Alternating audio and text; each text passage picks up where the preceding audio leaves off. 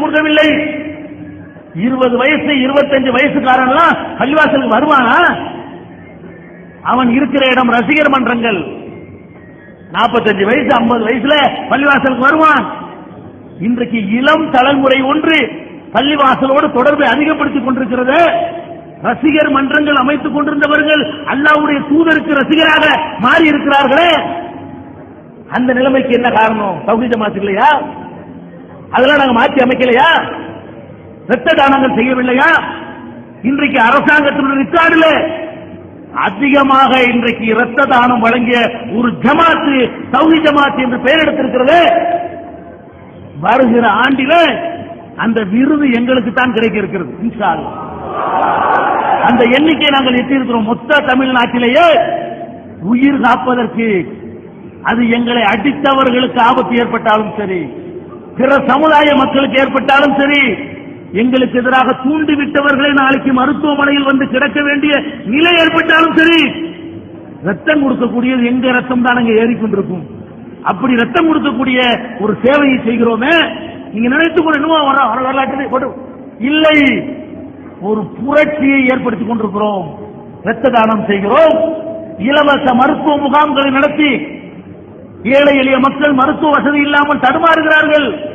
அங்க போய் இலவச மருத்துவ முகாம் நடத்தி எல்லாத்தையுமே நாங்கள் ஃப்ரீயாக மக்கள்கிட்ட வசூல் பண்ணி எல்லா மருந்து மாத்திரை எல்லாம் ஃப்ரீயாக கொடுத்து அந்த சேவைகளை செய்து கொண்டிருக்கிறோம். 5 லட்சம் 3 லட்சம் ரூபாயில நடக்கக்கூடிய ஆபரேஷன்களை எல்லாம் இந்த இரத்த தானம் கொடுத்து நாங்கள் அரசு மருத்துவமனைகளிலே பெற்றிருக்கிற செல்வாக்கை பயன்படுத்தி 5000 ரூபாயில முடித்துக் கொடுக்கிறோம். எத்தனை உலமாக்களுக்கு அவர்களுடைய பிள்ளைகளுக்கு செய்து கொடுக்கிறோம் தெரியுமா? 5 லட்சம் ரூபாய் கேட்பார்கள். எங்கள்கிட்ட வாங்க, 5 லட்சம் ரூபாய் செலவில் நீங்கள் செய்கிற ஆபரேஷனை 10,000 ரூபாயில் இந்த ஜமாத்து செய்து தரும் இன்ஷா அல்லாஹ். அந்த அளவுக்கு நாங்கள் பணியாற்றுகிறோமே. எத்தனை கிராமங்களிலே நீங்க நினைக்கிறீங்க தௌஹீத் ஜமாத் இல்ல, இந்த சமுதாயத்தில் எத்தனை விதவை பெண்கள் இருக்கிறார்கள். பெற்ற பிள்ளைகளால் கைவிடப்பட்ட முதியவர்கள், திக்கற்ற முதிய பெண்கள் எவ்வளவு பேர் இருக்கிறார்கள்.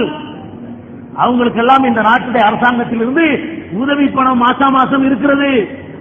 அதை வாங்கி கொடுத்திருக்கீங்களா நீங்க? தௌஹீத் ஜமாத் எங்கே வலுவாக இருக்கிறதோ அங்கே நாங்கள் லிஸ்ட் எடுக்கிறோம். பாதிக்கப்பட்ட முதியவர்கள் பட்டியல் எடுக்கிறோம். அணுக வேண்டிய இடங்களை அணுகுகிறோம். அவர்களுக்கு ஒரு தடவை வாங்கி கொடுத்தோம்னு சொன்னா அவங்க சாவுற வரைக்கும் மாதம் மணி ஆர்டர்ல 150 ரூபாய் அவங்க வீட்டு கதவை தட்டுமே. இதுதான் தௌஹீத் ஜமாத். சிக்கற்றவர்களுக்கு உதவி செய்து கொண்டிருக்கிறோம். ஏழைகளுக்கு புத்தகங்கள் கொடுத்து கொண்டிருக்கிறோம். வசதி இருந்து வசதி இல்லாமல் நல்ல மார்க் எடுத்த மாணவர்கள் இருந்தால் எவன் தலையிலையாவது வச்சு எவன்றையாவது செஞ்சு அந்த மாணவனுடைய உயர்கல்விக்காக வேண்டி எங்களாலான உதவியை செய்து கொடுத்துக் கொண்டிருக்கிறோம். இந்த சமுதாயத்திற்கு ஏதாவது பாதிப்பு என்றால், மார்க்கத்துக்கு ஒரு பாதிப்பு என்றால் வீதியில இறங்கி போராடி தடி அடிகளை வாங்கவும் சிறை செல்லவும் தயாரான ஒரு கூட்டமாக நாங்கள் எத்தனை முறை நாங்கள் சிறைச்சாலைக்கு சென்றோம். எதற்கு சென்றோம்?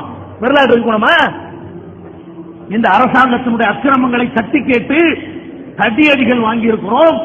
துப்பாக்கியை நெஞ்சுக்கு நேரம் நிமிர்த்திய நேரத்தில் சுண்ணா பார்ப்போம் என்று நெஞ்சி நிமிர்த்தி எங்களுடைய உரிமைகளுக்காக, உங்களுடைய உரிமைகளுக்காக, அத்தனை மக்களுடைய உரிமைகளுக்காக பாபர் மசூதி ஆனாலும் சரி, இடஒதுக்கீடு ஆனாலும் சரி, இன்று வீரியத்தோடு நிற்கக்கூடிய ஒரு சமுதாயம் எதனால் உருவானுச்சு?